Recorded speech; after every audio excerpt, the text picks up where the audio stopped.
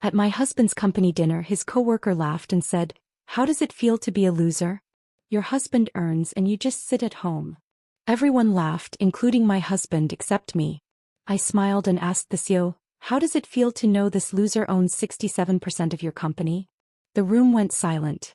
His face turned pale. "How does it feel to be a loser?" Marcus Blackwood asked me, his voice carrying across the Marriott ballroom as he swirled his scotch. "Your husband earns millions while you just sit at home arranging flowers." The laughter that followed wasn't nervous or polite. It was genuine, cruel, and unanimous.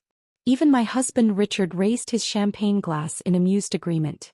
22 years of marriage, and this was the moment I decided to destroy them all. But I'm getting ahead of myself. Let me start with this morning when I was still playing the role of the perfect corporate wife, not knowing that by tonight I'd reveal I owned 67% of their precious company. Before we dive deeper, if you've ever been dismissed or undervalued despite your contributions, please consider subscribing. It's free and helps share these important stories. Now let's see what happens next. The alarm never woke Richard anymore. 3 snoozes every morning, while I slipped out of bed at 5:30 a.m. to begin the elaborate ritual of maintaining his life. The kitchen was my first stop, where I performed the daily magic of creating his perfect breakfast. Egg whites folded precisely, no trace of yolk. Whole grain toast, golden brown but never burnt. Fresh orange juice, pulp-free because he claimed it affected his digestion. 22 years of this routine and I could do it blindfolded. "Karen, where's my Harvard tie?" Richard's voice boomed from upstairs at 6:45, right on schedule. He knew exactly where it was, 3rd drawer, left side, arranged by color, but asking me to fetch it reinforced something important to him. I was the retriever, the finder, the one who smoothed out life's minor inconveniences. I climbed the stairs with his coffee, 2 sugars, no cream, in the Harvard Business School mug his mother bought him, and found him standing in his walk-in closet, surrounded by $40,000 worth of suits, looking helpless. "The red one?" I asked, already reaching for it. "You have the Morrison presentation today." "Actually, it's the Singapore merger finalization," he corrected, taking the coffee without a thank you. "But yes, the red one.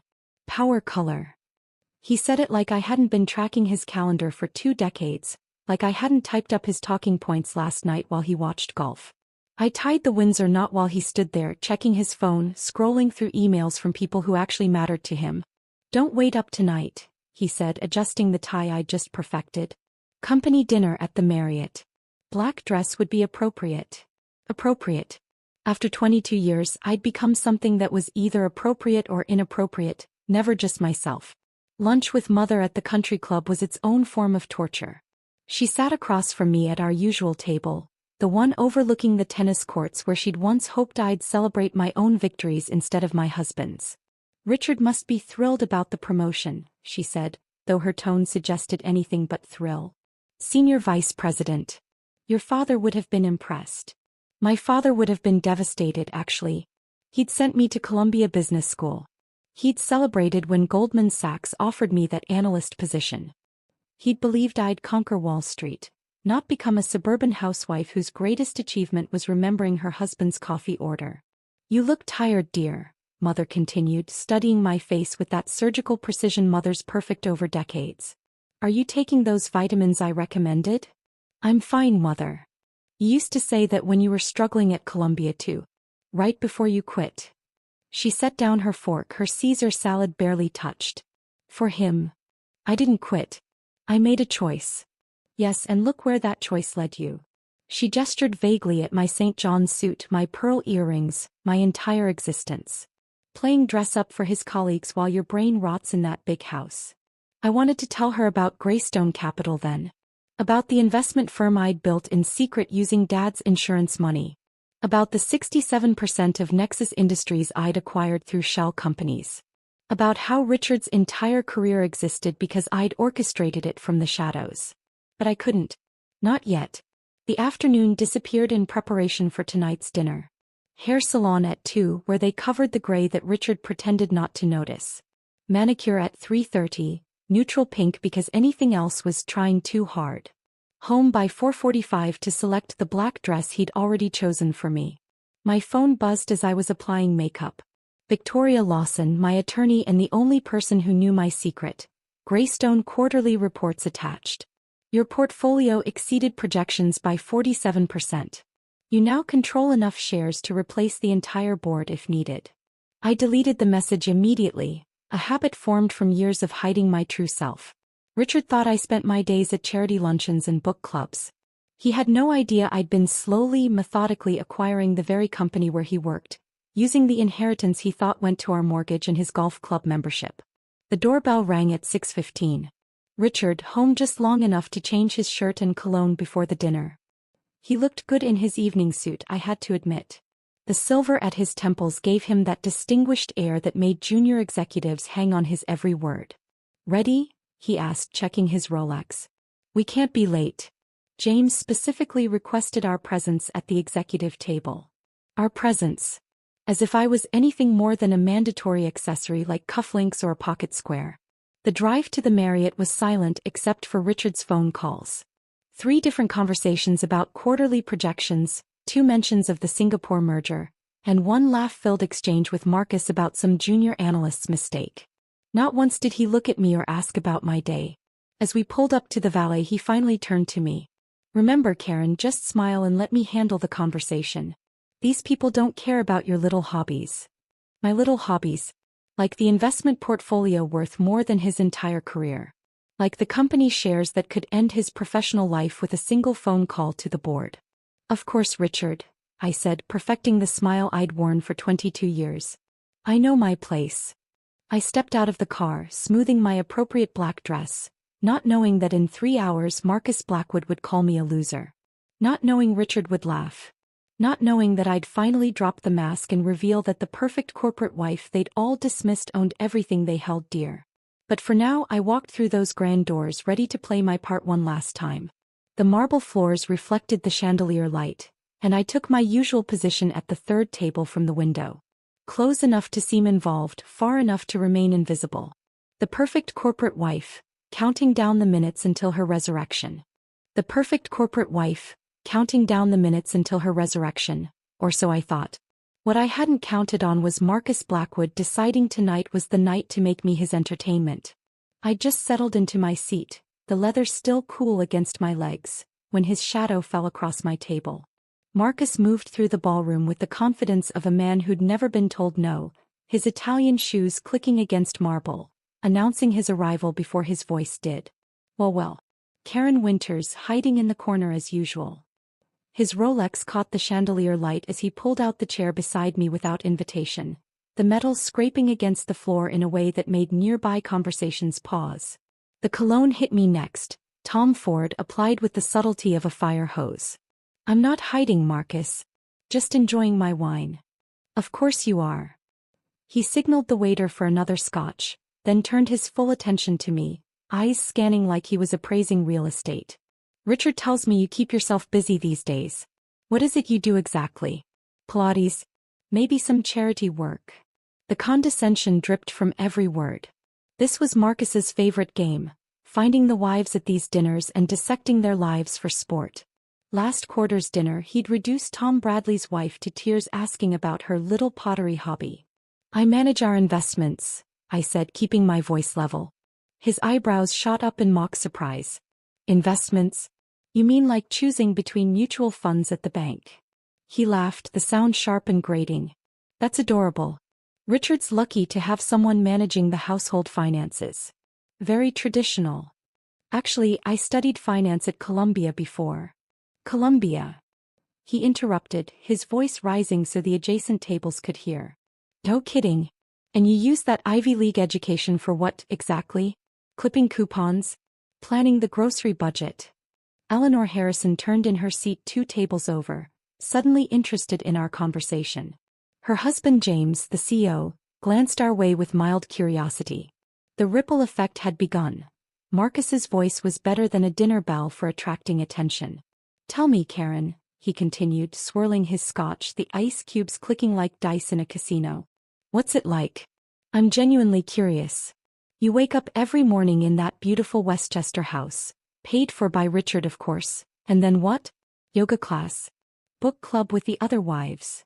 Marcus, I don't think. But he was already standing, his voice projecting across the ballroom like he was giving a presentation. "Ladies and gentlemen, I'm conducting important research here." The room's attention shifted toward us like flowers following the sun. Conversations died mid-sentence. Even the waiters slowed their movements, sensing drama. "I'm trying to understand the modern housewife experience," Marcus announced, gesturing toward me with his glass, amber liquid threatening to spill. "Take Karen here. Columbia educated, presumably intelligent, and she's chosen to, what's the phrase? Lean out. Opt out." Patricia, Richard's secretary, had her phone out now, probably recording.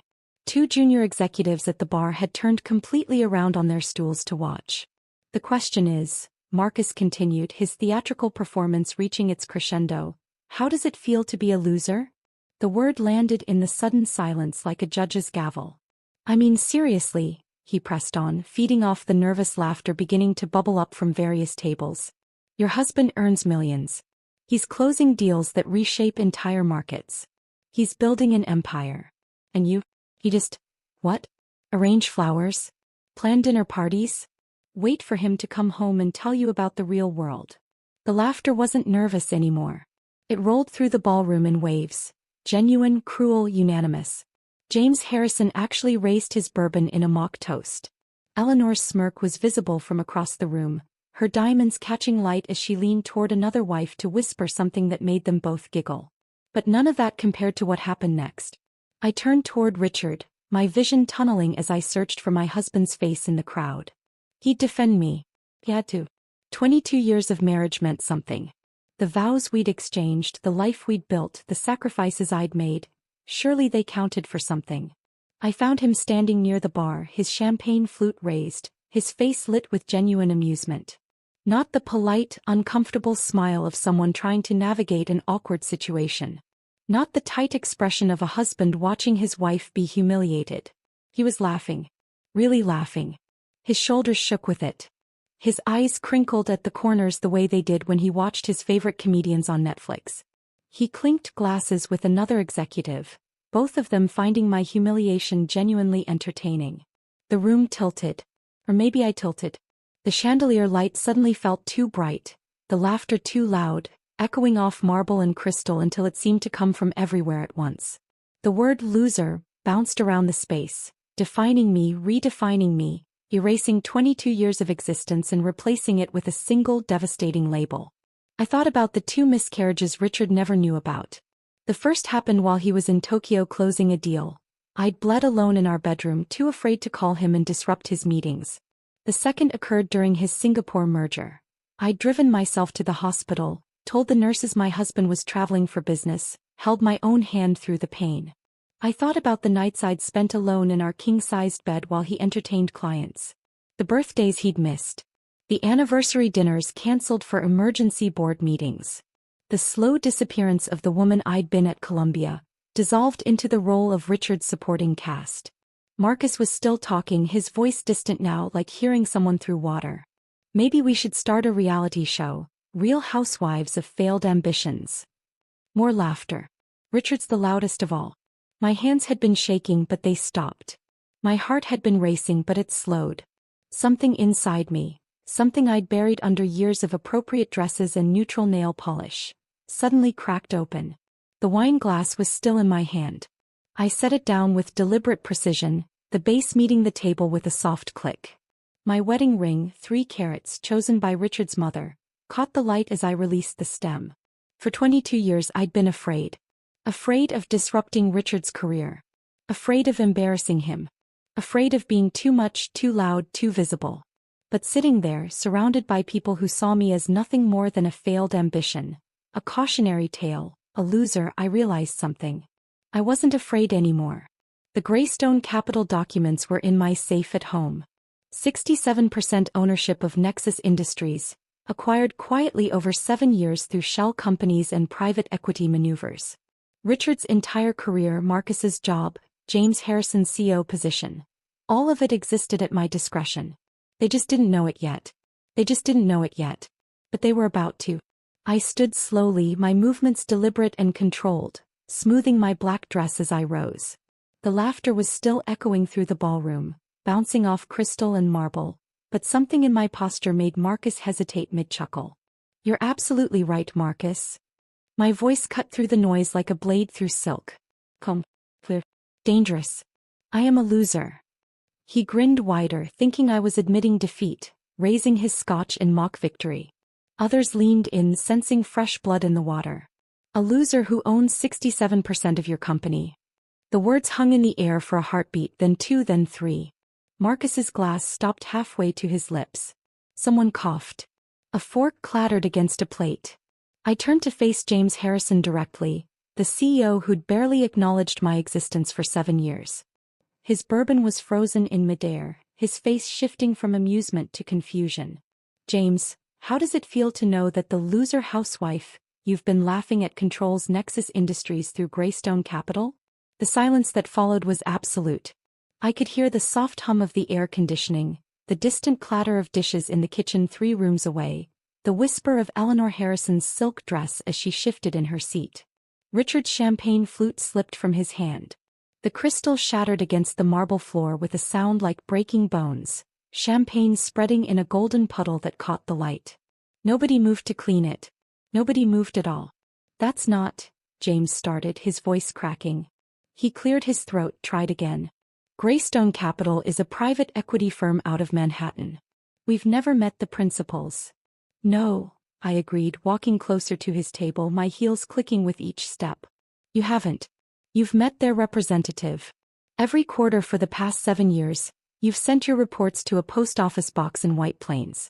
You've deposited dividend checks into accounts managed by shell companies. You've accepted board decisions delivered through lawyers who've never revealed their client's identity. I stopped directly in front of him, close enough to see the sweat beading on his upper lip.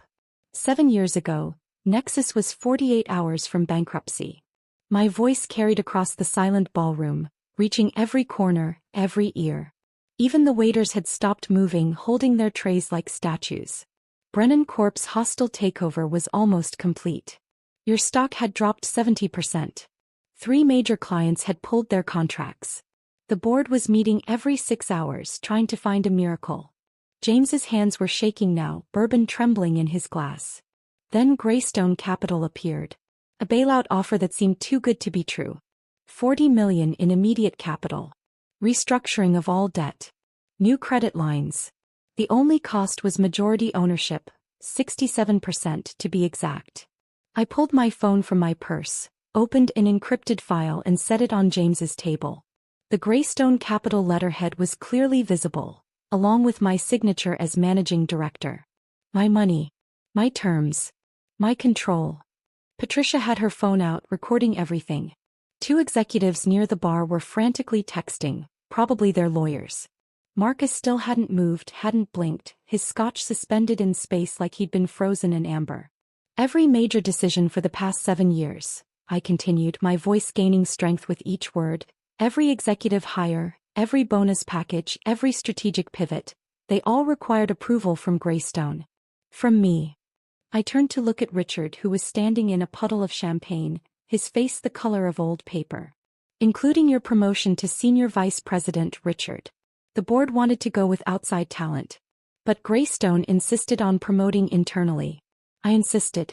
I thought you deserved the chance to prove yourself. His mouth opened, closed, opened again. No sound came out. The Singapore merger that made your career? Greystone provided the bridge financing. The Morrison account you're so proud of? I played golf with Morrison myself to seal that deal. You just presented the paperwork I'd already negotiated. Karen, what? How is this? Richard's voice was barely a whisper, his executive confidence shattered like the champagne flute at his feet. The Greystone deal saved my career. I was promoted because of that merger. I thought it was a Wall Street firm, a consortium of investors. It was one investor, I said. Your wife. The loser who sits at home arranging flowers. James Harrison was fumbling for his phone now, his fingers clumsy with panic. This has to be verified. Legal needs to. Call them, I said calmly. Call your head counsel.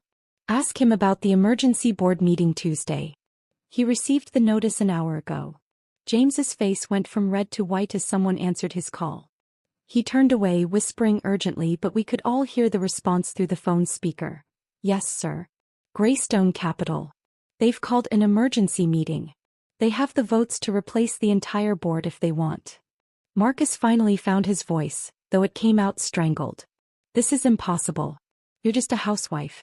You don't even work. I work, I said, turning to face him. I've been working every day for 7 years. Building positions. Acquiring shares through secondary markets. Managing a portfolio worth $800 million. I just did it from my home office while you thought I was at book club.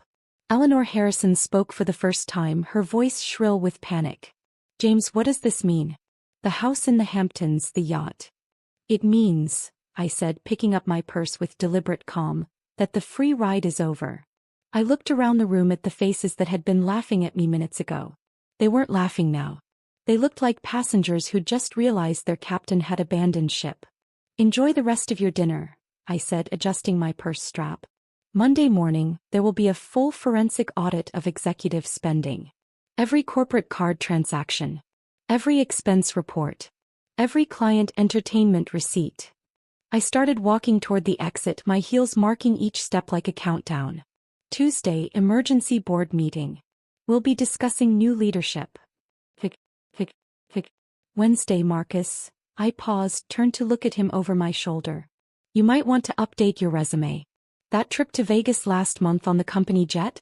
The one you filed as client entertainment? We have the security footage. The ballroom erupted behind me. Richard calling my name with increasing desperation, James shouting into his phone about legal options, Eleanor demanding to know if they'd have to sell the house, Marcus trying to explain about Vegas. But I didn't turn around. I didn't stop walking. 22 years of being invisible had taught me many things, but the most important was this. The best revenge isn't served cold. It's served at exactly the right temperature at exactly the right moment to exactly the right people.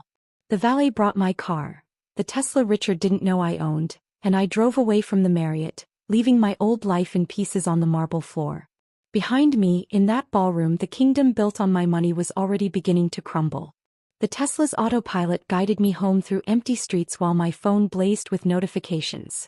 17 missed calls from Richard, 3 from James Harrison, and 1 from a number I didn't recognize that was probably Marcus. I turned the phone to silent and watched the city lights blur past, feeling something I hadn't experienced in decades. Control. The house was dark when I pulled into the garage at 11:47 p.m. No lights except for the thin yellow line under Richard's study door. He'd beaten me home somehow, probably broke every traffic law in Connecticut to get here first. I made myself a cup of tea, not the chamomile Richard bought in bulk, but the expensive oolong I kept hidden behind the flower container, and climbed the stairs to bed. The sound of papers rustling and keyboards clicking from the study followed me all night. At 6 a.m. I found him exactly where I knew he'd be, surrounded by a hurricane of financial documents, 3 laptops open to different shareholder databases, his usually perfect hair standing at angles that defied physics. Empty coffee cups formed a defensive perimeter around his desk. His Brooks Brothers shirt was untucked, unbuttoned, and had what looked like mustard stains from a gas station sandwich. We need to talk. His voice was hoarse, probably from making desperate phone calls all night. I poured myself coffee from my private stash, Blue Mountain from Jamaica, $70 a pound, and sat in the leather chair across from him. The chair where I'd sat hundreds of times while he explained why he'd miss another anniversary, another birthday, another life moment. Is it true? All of it.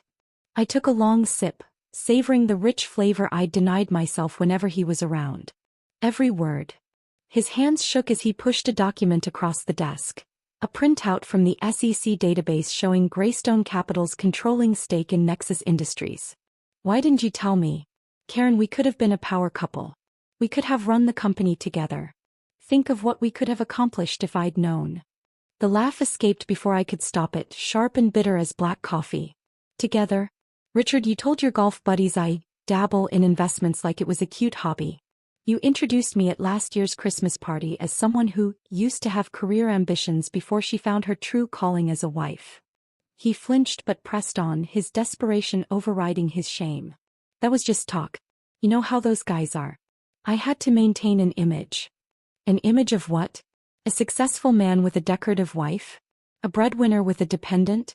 Tell me, Richard, in this fantasy where we run Nexus together, would I still be making your breakfast every morning at 5:30?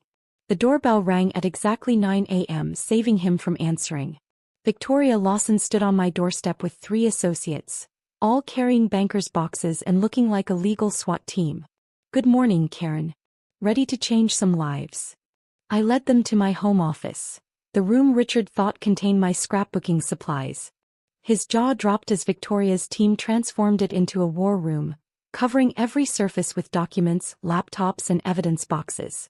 The forensic audit is complete, Victoria announced, spreading reports across my desk like tarot cards revealing corporate futures. It's worse than we thought. She pulled up security footage on her laptop. Marcus boarding the company jet with 2 women who were definitely not clients, timestamp showing a Wednesday afternoon when he was supposedly in budget meetings.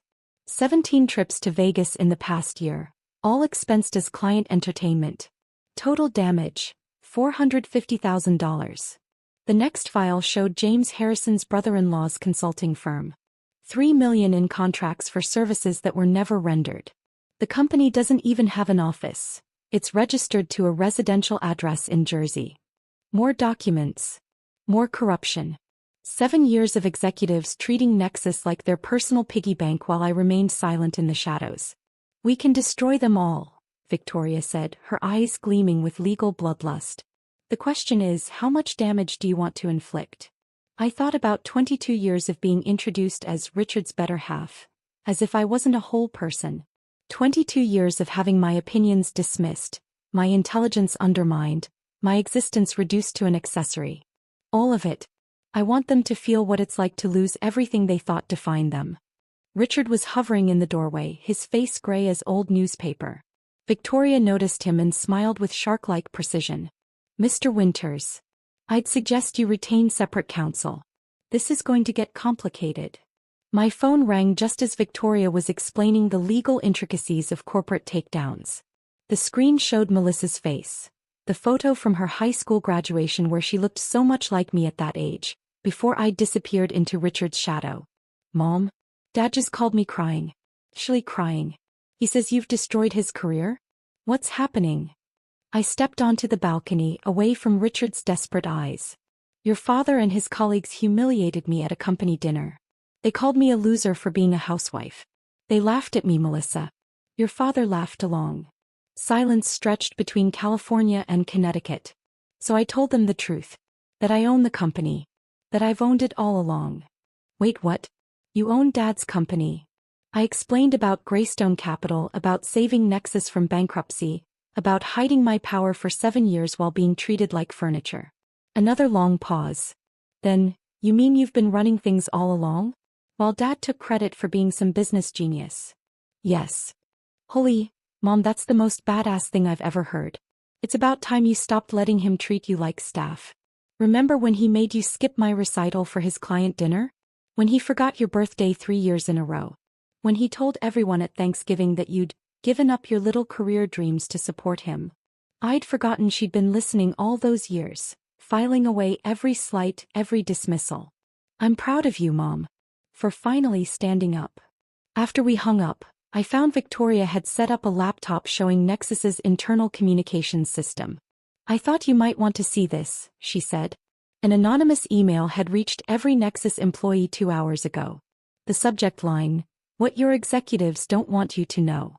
The message contained select portions of the audit findings. Marcus's Vegas trips, James's nepotism, the executive team taking million-dollar bonuses while laying off 200 employees last Christmas. Within minutes, the company's Slack channels had exploded. Years of resentment pouring out in digital form.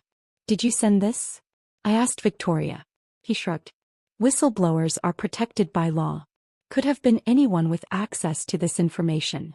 My inbox was filling with messages from Nexus employees.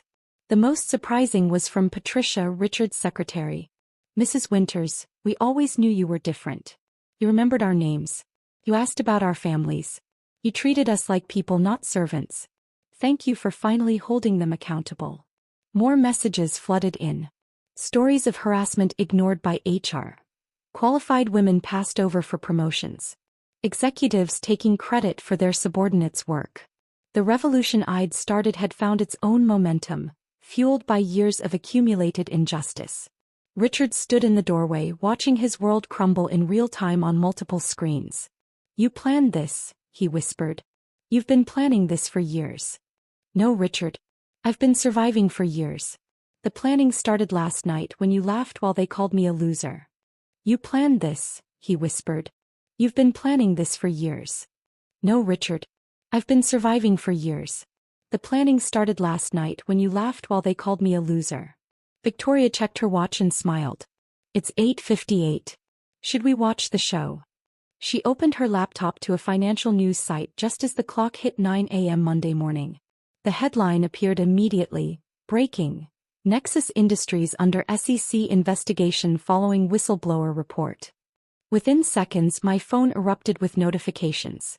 The forensic audit had been delivered simultaneously to every board member's personal email, the SEC's enforcement division, and journalists at the Wall Street Journal, Bloomberg, and Reuters. Victoria's team had orchestrated a surgical strike designed for maximum impact. "Marcus Blackwood is about to have a very bad morning," Victoria said, pulling up the Nexus security feed on her tablet. The timestamp read 9:17 a.m. Marcus was at his desk, probably reading the email that detailed his Vegas trips, his expense fraud, and the harassment complaints HR had buried. His face went from confusion to panic to pure terror as he realized what was happening. By 9:42 a.m., 2 security guards appeared at his office door. The entire 10th floor had gathered to watch through the glass walls as they escorted him out, making him surrender his company car keys at reception. Someone, probably one of the assistants he'd tormented, was filming on their phone. "That video will be viral within the hour," Victoria predicted. He was wrong. It took 20 minutes. Richard was pacing behind us, his phone buzzing constantly. "The office is in chaos," he said, reading his texts aloud like a war correspondent. "James is having a breakdown. 3 executives just resigned. The stock is dropping. Karen, please, you have to call this off." I turned to look at him, really look at him for the first time that morning. His eyes were bloodshot, his shirt wrinkled, his hands trembling. This was Richard without his armor of success. "Call it off? Did you call off the laughter when they mocked me? Did you call off the 22 years of introducing me as your better half, like I was an appendage instead of a person? That's different." "You're right. It is different. Because this is just business, Richard." That was personal. Tuesday morning arrived gray and drizzling, perfect weather for a corporate funeral. I dressed carefully in the red Chanel suit I'd bought years ago but never worn. Richard had called it too aggressive for a woman. Today, aggressive was exactly what I wanted. Victoria and I arrived at Nexus headquarters at 9:45 a.m., 15 minutes before the emergency board meeting. The building felt different, quieter, tenser, like everyone was holding their breath. "Mrs. Winters?" The security guard at the desk looked confused. "I don't have you on the visitor list." "I'm not a visitor," I said, handing him my Greystone Capital business card. "I own the building." The elevator ride to the 40th floor felt like ascending to a throne. Victoria carried a briefcase full of evidence that would end careers, while I carried 22 years of suppressed rage refined into cold purpose. The boardroom door was solid mahogany, designed to intimidate. I pushed it open without knocking. 12 board members sat around the table like defendants awaiting sentencing. James Harrison was at the head, or what used to be the head before I arrived. His face was haggard, aged 10 years overnight. I walked directly to his chair and stood beside it, waiting. "That's the chairman's seat," he said weakly. "Yes, it is." The silence stretched until he stood, gathering his papers with shaking hands, and moved to a side chair. I sat down in what had always been my rightful place. "Greystone Capital is no longer a silent partner," I announced, my voice filling the room. "As majority shareholder, I'm exercising my right to direct oversight of this company." James tried to rally. "You can't just." I slid a folder across the table. The thud echoed in the silence. "Embezzlement. Fraud. Breach of fiduciary duty. Your brother-in-law's fake consulting firm. The condo in Miami you bought with company funds." Should I continue? His face crumbled like old parchment. "Effective immediately, your resignation is accepted. Your golden parachute is revoked. Your stock options are void. Security is waiting outside. 30 years, he whispered. I built this company for 30 years. No, James. You inherited a company I saved from bankruptcy and spent 7 years looting it. There's a difference. Security entered, 2 guards who'd probably made minimum wage while James collected million-dollar bonuses. The poetry of it wasn't lost on anyone as they escorted him out. Now, I continued, turning to the remaining board members, let's discuss new leadership. We should conduct a search, one ventured. Hire a firm, evaluate candidates. No need. Dr. Amelia Foster will serve as CEO, effective immediately.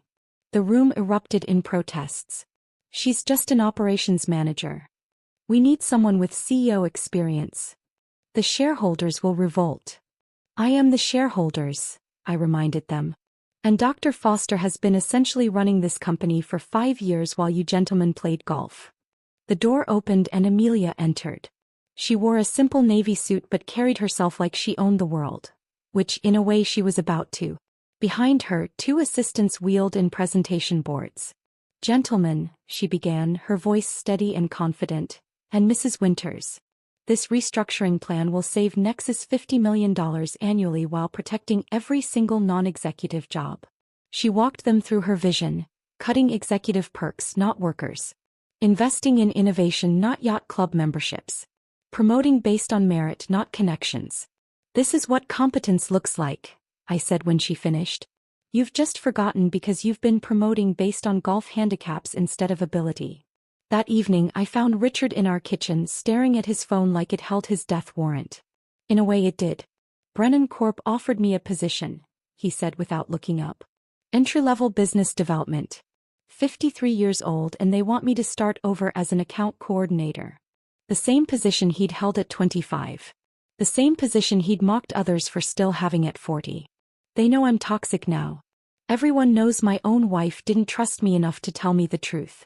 They think I'm either an idiot who didn't know his wife owned his company, or a fraud who knew and lied about it. The irony was perfect, served at exactly the right temperature. How does it feel? I asked, pouring myself a glass of wine, the good stuff no longer hidden, to have your entire professional worth reduced to your relationship with your spouse. To be defined not by your achievements but by who you married. He looked up at me then, and for the first time in 22 years, I saw understanding in his eyes. He looked up at me then, and for the first time in 22 years, I saw understanding in his eyes. But understanding and redemption are different currencies, and his account was overdrawn. The doorbell rang at 7 a.m. Wednesday morning, sharp and insistent. Richard was still in bed, he'd been sleeping in the guest room since Monday, and I was sitting in my office, reviewing Amelia's transition plans for Nexus. Mother stood on my doorstep, her silver hair perfectly coiffed despite the early hour, wearing the pearls father gave her for their 30th anniversary. She never visited without calling first. Never. The whole country club knows, she said, stepping past me into the foyer. Eleanor Harrison was there yesterday, crying into her mimosa about losing their house. Margaret Blackwood has already unfriended me on Facebook, as if Marcus's Vegas trips were somehow my fault. I led her to my office, expecting the lecture about proper behavior, about not making scenes, about maintaining dignity even when wronged. That was Mother's way, suffer beautifully, never messily. Instead, she sat down carefully in Victoria's chair and pulled a worn manila folder from her purse. Her hands trembled slightly as she opened it. Do you know what these are? I looked closer. My Columbia transcripts showing a 3.9 GPA. The acceptance letter to Harvard Business School that I'd turned down. The job offer from Goldman Sachs, analyst position, starting salary that would be impressive even today. You kept these. 23 years, Karen. I've carried these for 23 years, waiting for you to remember who you were before him. She spread the papers across my desk, each one a ghost of the life I'd abandoned. You were brilliant. Not just smart, brilliant. Professor Hendricks called you the most promising student he'd had in a decade. Goldman fought 2 other firms for you. And you gave it all up for a man who introduced you as his better half, like you were just a fraction of a person. Tears were running down her cheeks now, something I'd only seen twice before. At Father's funeral and when I told her I was leaving Columbia. When your father died and left that insurance money, $2 million, I thought you'd use it to go back to school. To start your own firm. To become the woman he'd raised you to be. Instead, I used it to save Richard's company. Without taking credit. Without even telling him it was your money. You let him think it was venture capital, let him present himself as the business genius who saved his startup. He grabbed my hand, her grip surprisingly strong. But I'm proud of you now, Karen. For finally fighting back. Your father would be too. We sat there in silence, 2 generations of women who'd been taught to be supportive rather than supported, to be silent rather than seen. Thursday evening, Richard knocked on my office door, the first time he'd ever done that. He was holding a manila envelope and wearing the gray suit I'd bought him for our 20th anniversary. It hung loose on him now, he'd lost weight in the past 4 days. Can we talk? I gestured to the chair, but he remained standing, shifting from foot to foot like a schoolboy called to the principal's office. I've had divorce papers drawn up, he said, placing the envelope on my desk. I'm not contesting anything. You can have it all. The house, the cars, our entire joint portfolio. How generous of you to give me things I paid for. He flinched but continued. I need something, Karen. Some dignity. Maybe a consultant position at Nexus? A reference letter saying I left for personal reasons? Something that doesn't make me look like a complete failure. I studied this man I'd once loved enough to sacrifice everything for. His shoulders, once broad with confidence, now curved inward. His hands, which used to gesture grandly when telling his stories, hung limp at his sides. You want dignity? I asked. Where was my dignity when you laughed as Marcus called me a loser? Where was it when you told people I dabbled in investments? When you introduced me as someone who used to have career ambitions? That was different. You're right. It was different. You had 22 years to give me dignity, Richard. Every single day you chose not to. You chose to treat me like an employee, a secretary, a maid with a marriage certificate. Why should I show you mercy you never showed me? He stared at the floor, his reflection visible in the polished hardwood. 2 broken men for the price of 1. Because you're better than me, he said quietly. You always were. I just never wanted to admit it. Before I could respond, we heard a car door slam outside. Melissa's voice carried through the window. She was on the phone, probably with a friend, laughing about something. My daughter, home from Stanford unexpectedly. She burst through the front door with the energy of youth, calling out, Mom? Dad? We need to talk. She found us in my office, took one look at our faces, and her smile faded. You're getting divorced, aren't you? Neither of us answered, which was answer enough. She pulled out her phone, swiping to a photo. Look at this. It was her 5th birthday party. Richard and I flanking her as she blew out candles on a Barbie cake I'd made from scratch. We were laughing, all 3 of us, genuinely happy in that frozen moment. This was before Dad made senior VP. Before Mom's investments. Before any of the garbage that you think matters. We were happy with less. Remember? Melissa, Richard started. No, Dad. You don't get to talk. You laughed while Mom was being humiliated. And Mom, you've made your point. You've destroyed Dad professionally. Marcus is apparently working at a used car dealership. James Harrison is under federal investigation. What more do you want? She looked between us, her eyes, my eyes, blazing with frustration. I don't want to lose my family to revenge. Can't we salvage something? I looked at the photo again. That woman in the picture. She'd already given up Harvard to support Richard's dream. She'd already spent her father's inheritance saving his company. The happiness in that photo was built on a foundation of my sacrifices nobody else even knew about. That family never really existed, sweetheart, I said gently. It was just me pretending everything was fine while slowly disappearing. Later, at 2 a.m., I wandered through our house like a ghost haunting my own life. The formal dining room where I'd hosted countless dinner parties for Richard's colleagues. The living room where I'd smiled through book club meetings while the other wives discussed their husbands' promotions. I ended up in Richard's study, his former study I supposed. In the bottom drawer of his desk I found it, the business plan for his first startup. My handwriting filled the margins. My financial projections. My market analysis. My strategies. The cover page read Winters Innovations. A business proposal by Richard Winters. Not by Karen and Richard Winters. Not with contributions from Karen Winters. Just Richard taking credit for my mind while I took credit for keeping his house. I poured a glass of his 30-year-old Macallan, the bottle he'd been saving for a special occasion, and raised it to the empty room. To the invisible woman who's finally been seen. The whiskey burned, but not as much as the truth. I'd won everything and lost everything simultaneously. The victory tasted like ashes, expensive ashes, but ashes nonetheless. The whiskey burned, but not as much as the truth. I'd won everything and lost everything simultaneously.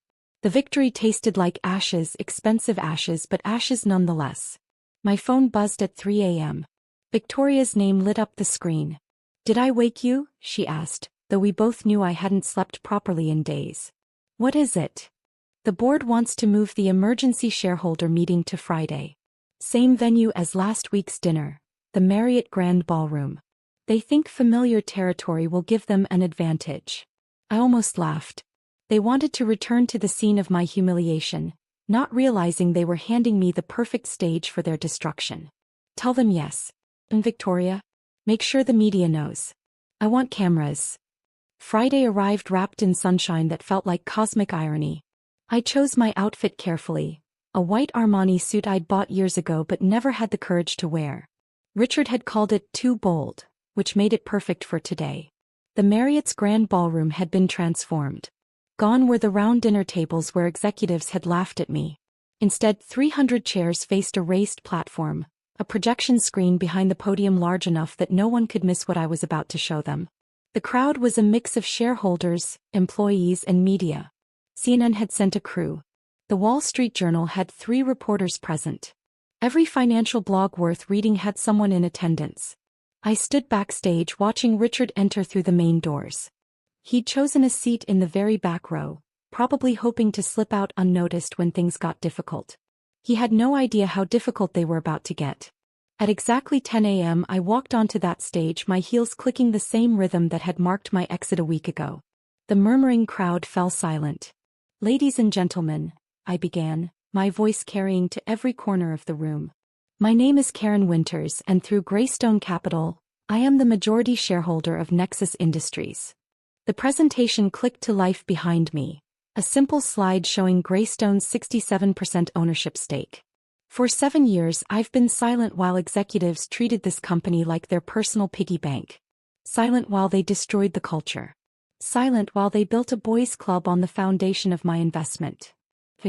Marcus's Vegas trips appeared on screen. Receipts, photos, security footage.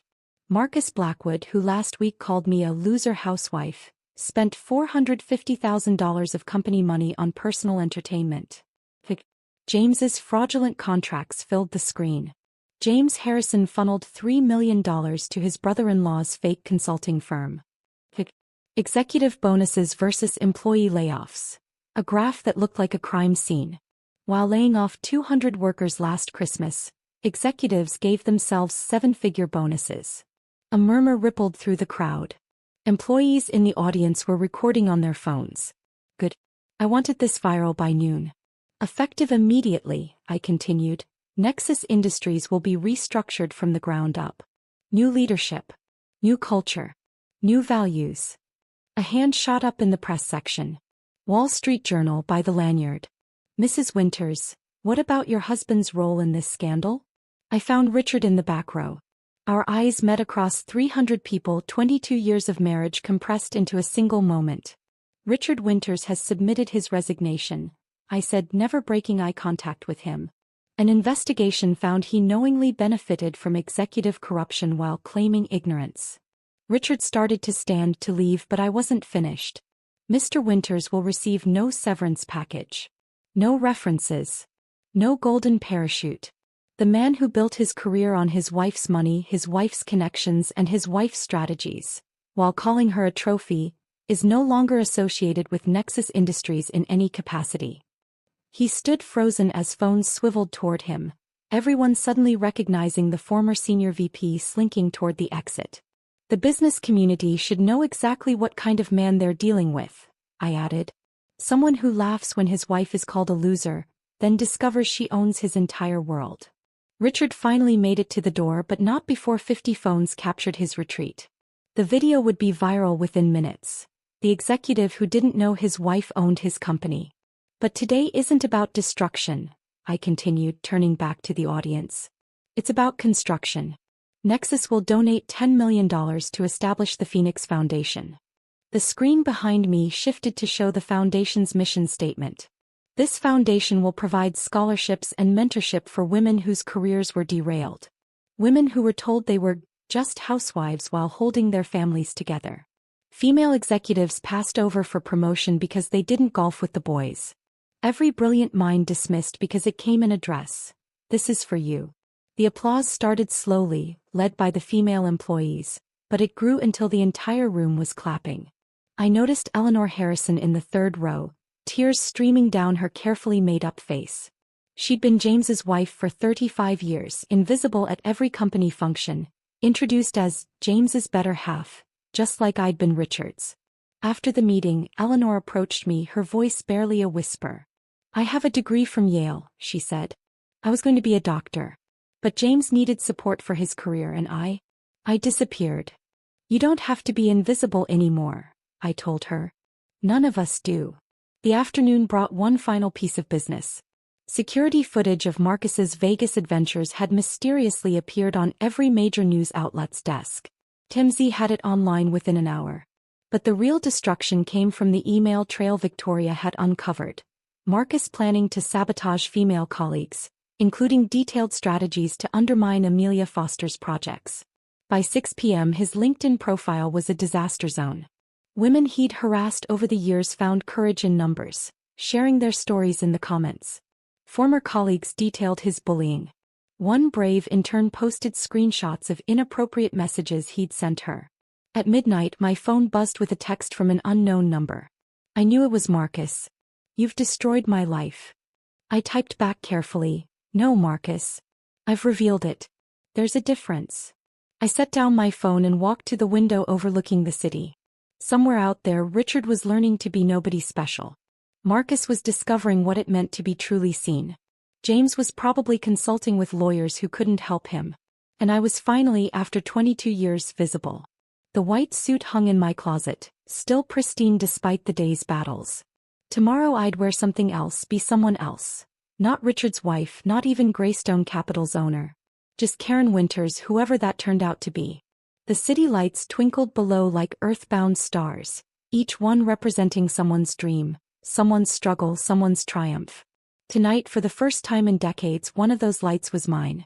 The city lights twinkled below like earthbound stars, each one representing someone's dream, someone's struggle, someone's triumph. Tonight, for the first time in decades, one of those lights was mine. 6 months passed in a blur of corporate restructuring and personal reconstruction. October arrived with its familiar chill, and I found myself standing in the transformed headquarters of Nexus Industries, barely recognizing the place where Richard had spent more time than he'd ever spent at home. Amelia met me at reception, her CEO confidence radiating from every gesture.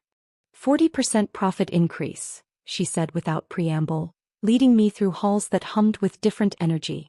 And we did it while implementing 6 months of paid family leave. The executive floor had been gutted and rebuilt. Gone were the dark wood panels and portraits of white-haired men in suits. The walls now showcased the company's actual builders. The engineer from Mumbai who revolutionized their supply chain, the single mother from Detroit who designed their best-selling product, the former refugee from Syria who transformed their customer service. James's old office? I asked. Nursing room for new mothers. We have 14 employees using it regularly. Amelia smiled. His mahogany desk makes an excellent changing table. The old executive dining room had been converted into an open cafeteria where everyone ate together. No more segregation by salary level. I watched a junior developer sitting with the CFO, both eating the same subsidized lunch, discussing something that made them both laugh. You did this, Amelia said, handing me a folder thick with letters. These are from employees.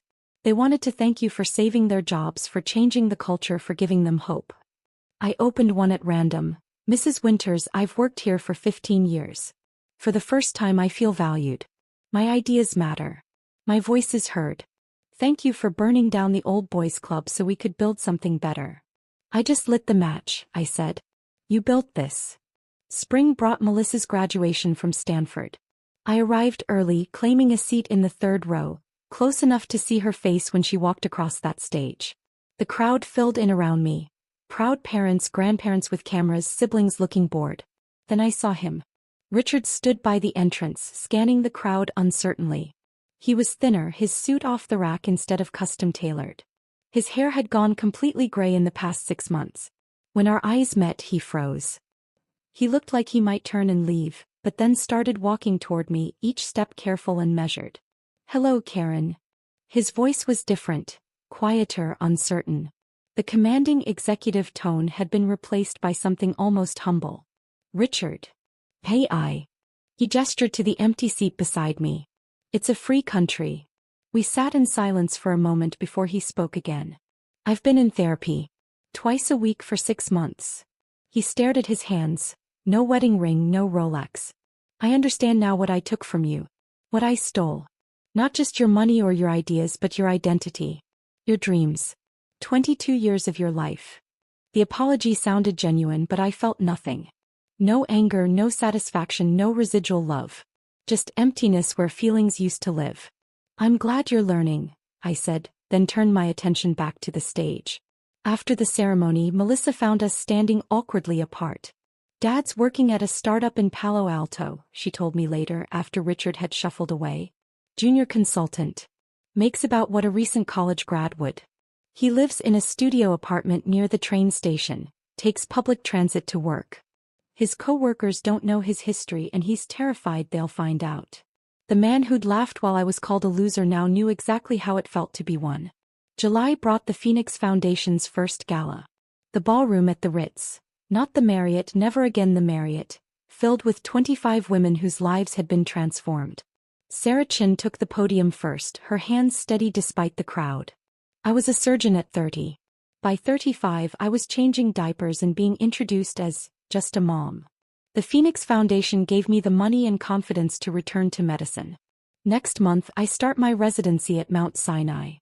Maria Gonzalez spoke next. "I had an idea for a medical device that could help premature babies. For 10 years I sketched designs between soccer practices and PTA meetings. The foundation's grant let me patent it. We go to market next quarter." Story after story of resurrection. Women who'd been buried under other people's ambitions, finally digging their way back to the surface. "You gave us permission to exist again," Sarah told me afterward. "To be more than someone's wife or mother. To remember we had dreams before we had families." Their success was my real revenge. Not destroying Richard but building something from the ashes of my own sacrificed dreams. August found me alone in my Westchester mansion at 2 a.m., unable to sleep. The house felt too big, too empty, too quiet. Richard had taken nothing in the divorce, signed everything over without argument. Melissa was starting her own journey at a tech firm in Seattle. I walked through rooms that echoed with absence. The formal dining room where we'd hosted countless dinner parties. All Richard's colleagues, never my friends. The living room where I'd smiled through book clubs with wives who now crossed the street to avoid me. The women from the country club had made their position clear. I was dangerous, a cautionary tale whispered over champagne. Remember Richard Winter's wife? She owned everything all along. Destroyed him completely. They say Marcus Blackwood delivers pizzas now. I poured myself wine. The 2015 Chateau Margaux I'd been saving for a special occasion that never came, and stood at the window overlooking my garden. The roses needed pruning. The fountain Richard had installed for our 20th anniversary gurgled softly in the darkness. I was 62 years old, wealthy beyond imagination, powerful beyond measure, and utterly alone. The friends who'd filled this house had been Richard's friends. The social life I'd maintained had been built around his career. Without him, without the role of corporate wife, I was untethered, floating in space I'd claimed but didn't know how to inhabit. My phone sat silent on the counter. No one called anymore except Victoria about legal matters and Melissa to check if I was eating. The women I'd lunched with for 2 decades now feared me. The executives who'd laughed at me now avoided me. I'd won every battle but lost the war for human connection. Still, as dawn broke over Westchester, painting my empty mansion in shades of gold and possibility, I thought about that night at the Marriott. Marcus calling me a loser. Richard's laughter mixing with champagne bubbles and chandelier light. The moment I decided to stop being invisible. The price of visibility was isolation. The cost of revenge was loneliness. But as I raised my glass to the sunrise, toasting another day of freedom, I knew the truth. I'd do it all again. Because being feared and alone was still better than being loved and invisible. If this story of corporate revenge had you on the edge of your seat, hit that like button right now. My favorite part was when Karen revealed she owned 67% of the company while they were still laughing at her. What was your favorite moment? Drop it in the comments below. Don't miss more thrilling stories like this. Subscribe and hit that notification bell so you never miss an upload.